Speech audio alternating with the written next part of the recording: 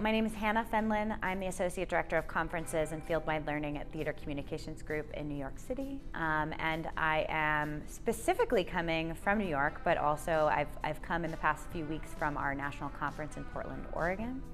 And this is my first year at WildWind.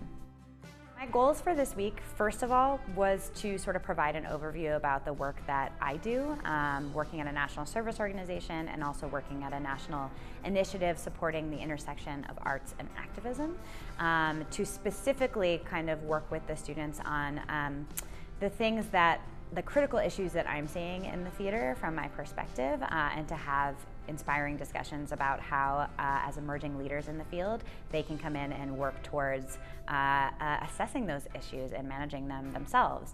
I also really wanted to connect with the students about what they felt like they were interested in learning. So we've tried this week to also make sure there's plenty of time for discussion and reflection and questions. We've had a day on producing, we've had a day on some of the other elements of theater making, fundraising, marketing, development, organizational culture, community engagement, and a day on equity, diversity, and inclusion in the theater. And then for our last day, we'll talk about network building. I think that my experience in the field has translated to the arts administration students here at WildWind pretty effectively. I am relatively early career, so I had the advantage of seeing things from a very similar perspective to them in some ways. And also I am really interested in playing around with models that have been existing in the theater community and the field for a long time. And as folks who are about to come out of school and eventually going to be leaders in that community, I think it was a really good opportunity to for them to think critically about some of the ways that our field is organized and how they can come in and shake things up.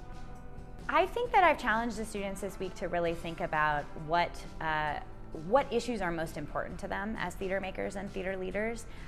We are sort of organizing our class around the idea of an ideal theater, which comes from a compilation published by Theater Communications Group and edited by Todd London, that offers founding visions for a wide variety of US American theater companies.